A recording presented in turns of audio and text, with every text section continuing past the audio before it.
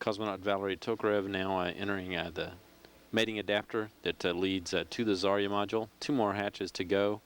After they open the next hatch, they'll enter a spherical docking compartment on the Zarya.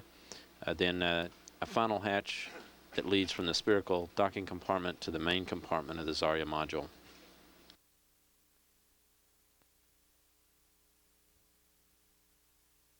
The activities as Discovery crossed the northern Pacific Ocean at about 8:14 p.m. Central Time.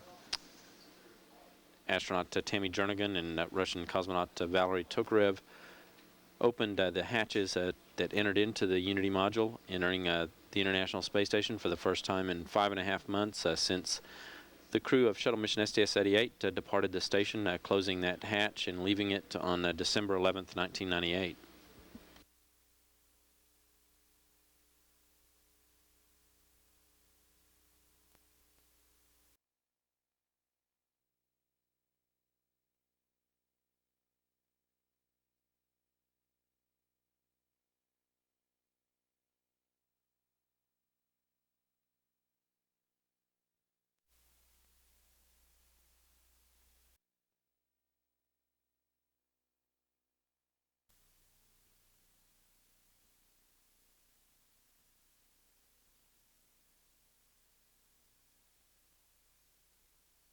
Copy as expected.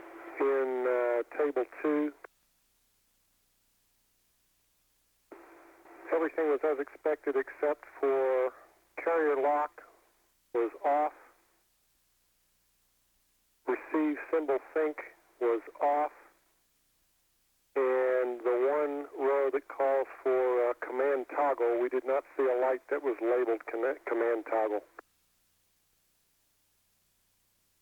Houston copies. For table 2, we showed that the carrier lock everything was expected. Carrier lock was off, however, receive symbol sync was off, and that the transceiver command toggle, there was no light. Okay, thanks.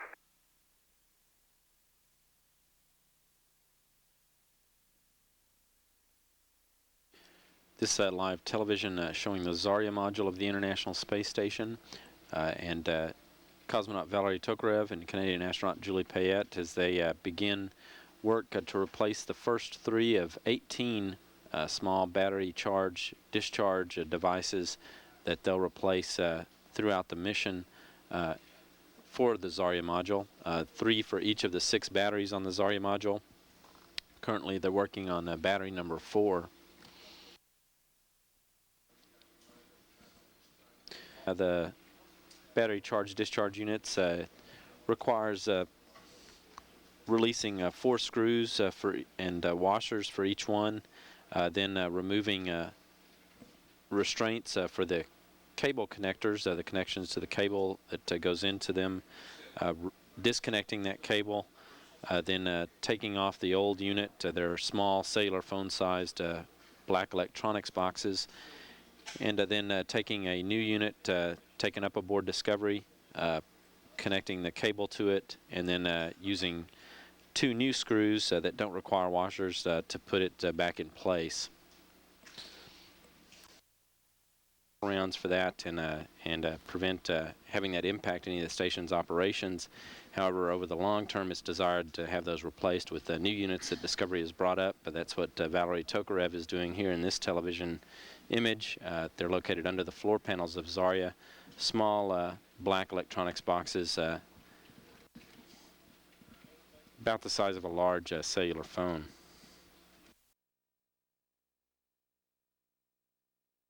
In the past few months, they'll still replace the transceiver later on today in another.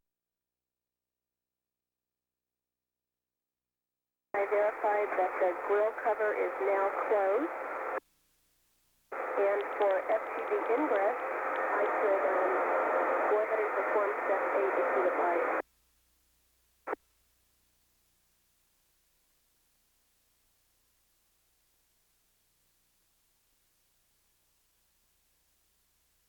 Discovery Houston, Tammy, we copy that the grill cover is closed, and say again the rest. There's a lot of background noise. Yes, Chris, would you like me to perform step 8 of FGD ingress?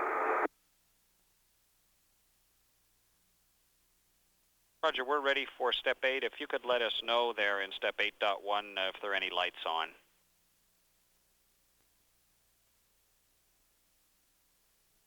Okay.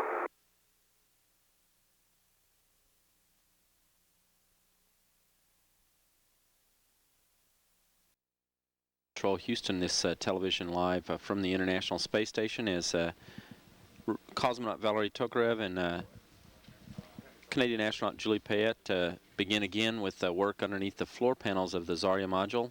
This to replace more of the battery charge discharge units, or MERTs as they're called.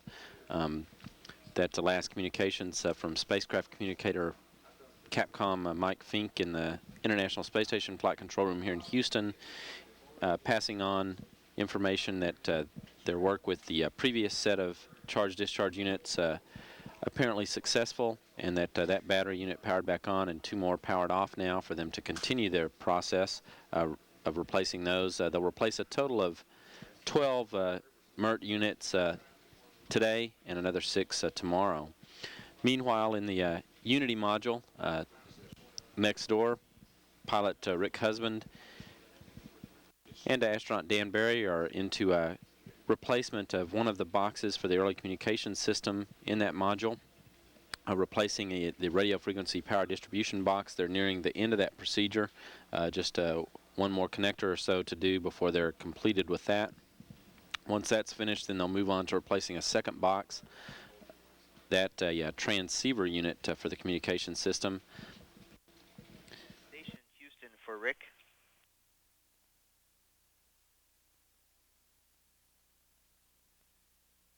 Go ahead.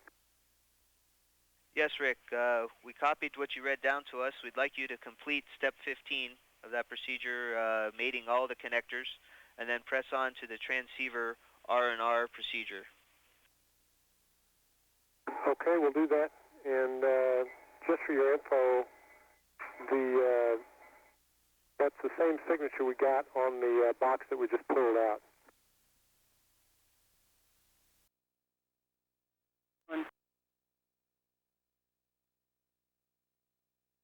To the connections before we close the panels.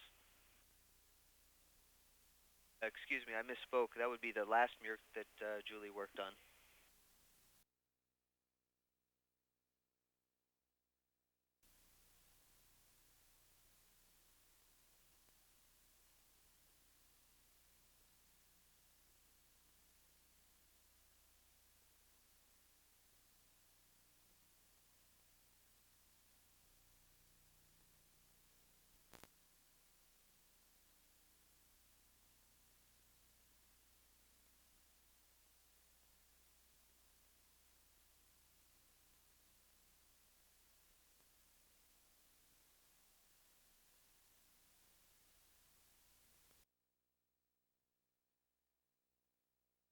And copies all.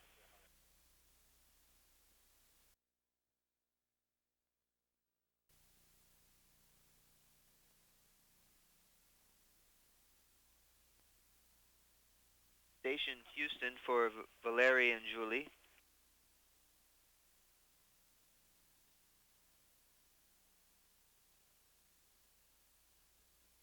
Hey, go ahead, Houston, for Valerie and Julie. We'd like to thank them for another round of excellent MIRT work. We saw the video, and that was very helpful for us down both here in Houston and in Moscow. We'd like to verify with them that they're complete and ready to power up ZRUs number 5 and 6 and to power down ZRU number 3. They can confirm they're complete and ready. And Houston copies all.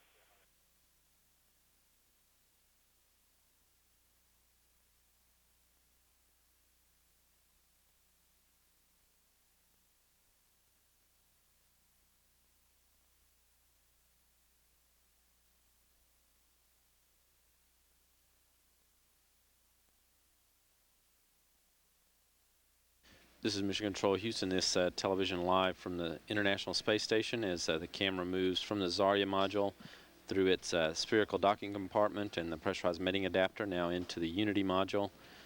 where work is underway for a replacement of components in the early communication system. Working on that, pilot Rick Husband and astronaut Dan Barry.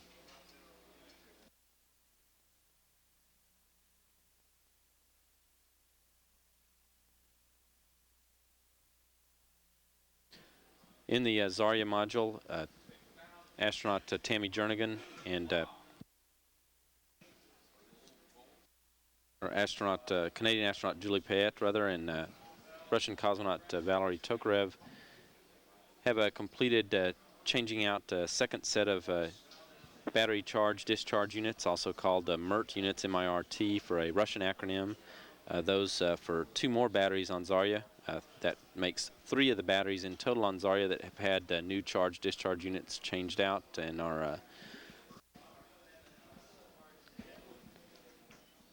set to function with the new units. Those 2 batteries, batteries 3 and 5, just completed, will be powered back on in about 40 minutes or so as the shuttle moves over Russian ground tracking stations again, and controllers for the Zarya module at Mission Control Korolev can perform that. Hey, Houston Station.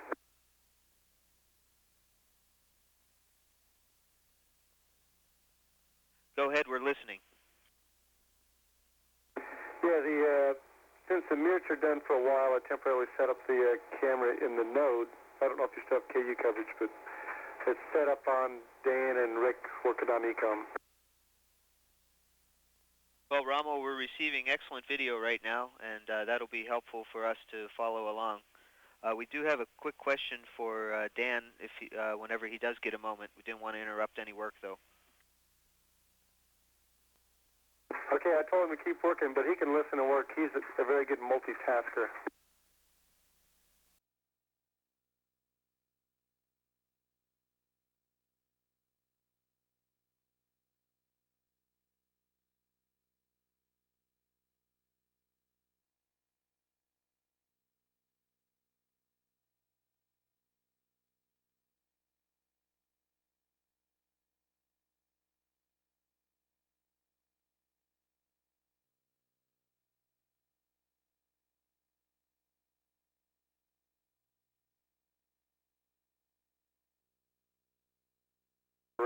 For ECOM, we see +5, -5, and +12 volts on the transceiver, step 18. And we copy station.